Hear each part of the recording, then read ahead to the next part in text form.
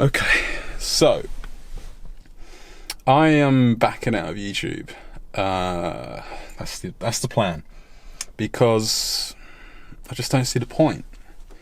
When I originally started it out, I wanted to benchmark cars, put them on a dyno, use my V-Box, and no bullshit, find out exactly what they really made, horsepower wise, torque wise, and 0 to 60, 0 to 100, quarter mile, benchmark. I wanted to have a true benchmark of cars, because I know a lot of manufacturers are underrating and some were overrating, and I thought it was an awesome idea. No one else was really doing it. And I pushed really hard, and the manufacturers pushed back. They did not want their cars showing their true colours. And if you think about it, it kind of makes sense. And then I had some real personal stuff happen that has affected me really badly. Now, if you look at my face, I don't know if you can tell, I used to be 103, 105 kilos back 2 years ago. I'm 89 now. I lost a lot of weight. I've been very unwell, and the loss of my mother, and home, and just life in general has been very difficult for me. So this has been a treat. It has cheered me up, and hopefully, it will keep me going. Hopefully my passion will reignite. But YouTube isn't going to work out for me, because I can't fake it, okay? I can't fake being happy, and I can't lie. I can't do it, okay? Everyone's shilling, everyone's bullshitting. I'm not going to put junk on cars and tell you that it's great, and everyone else is doing it. Everyone's got an end game, okay? You got to... Why are they doing these videos? You got to think about it, okay? And a lot of them, they're doing it as a full-time job. So if you're doing this as a full-time job, you're relying on the hand that feeds. And the hand that feeds is telling you what to say. And now that happens on a grander scale for television networks as well, with advertising revenue, etc. But it's even worse for YouTubers and Instagram influencers. Oh God, I hate that word. They will sell their souls because they have to. It's the only thing they can do. So they will lie. They will lie. They will say anything for a paycheck. They will. Because, how else can they survive? I'm not having a go at any of them. I'm not even singling anyone out at all. This is in general. Not everyone is like this. There are... Have I got the zoomed out all the way? There are genuine people out there. But I'd say 75% of them are all just completely full of it, and I can't stand being around people like that, and it's not something I want to be a part of.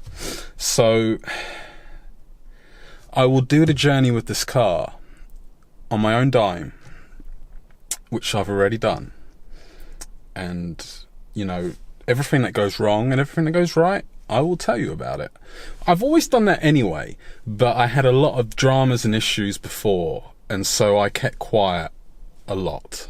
Until the point where I just couldn't, and that was very stressful. I don't want to go through that again, and I don't want to be anyone's puppet. I won't have it. I just can't. I mean, I've been blackballed by a lot of manufacturers because of some things I've said, and I couldn't give a flying fuck, to be honest, because if you're gonna blackball me for saying that your car's shit and it understeers and it's got numb steering, would you expect me to say, do you want me to lie? Do you want me to say, understeer is fantastic, yes, or, I mean, there's no point me trying to get in BMW's good books, because, they're going to give me a Mini, and I'm going to tell you it's a complete piece of shit.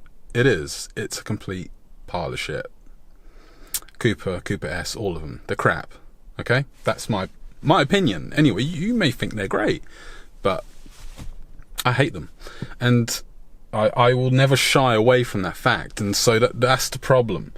Because I don't, and this is what I'm quoting someone here, I don't toe the line, and that's what I've been told. And so I had a big falling out, and there was a bit of a hoorah and that's that. And to be honest, I'm kind of glad, because if I carried on going down that path, because my channel was growing, I probably would have blown up and popped, because I can't bullshit like that. I can't do it. I just can't, and I won't. I'd rather, I'm one of those guys who'll just mic drop and say fuck it and walk away, which has been my problem for most of my life. I'll be a rich man right now, very rich man, if I didn't have that attitude. But at the same time, I guess it's a good quality to have, if a little short-sighted. Okay, so right, there you go. That's my personal bit over. I'm going away from the camera now. I'm a bit camera shy all of a sudden. Right, so thank you for having a look at my M2. Sorry, I pressed the off button. So what are my plans? I've got to be very careful what I say here, because if you read all your finance agreements on page 427, section 4427B/A/1.2, okay, yeah, I know, exaggerating, but there will be a clause there, and that clause will say you can't even fart in your car. Okay, you can't touch the car, you can't put a sticker on the car, because the car doesn't belong to you, it belongs to whoever it is that's financed through. And that's bitten me hard before with the Audi, where I almost got sued. Solicitors were trying to sue me, and the only way I got out of it was because I managed to buy the car through the finance company, through my legal right, because I was allowed to.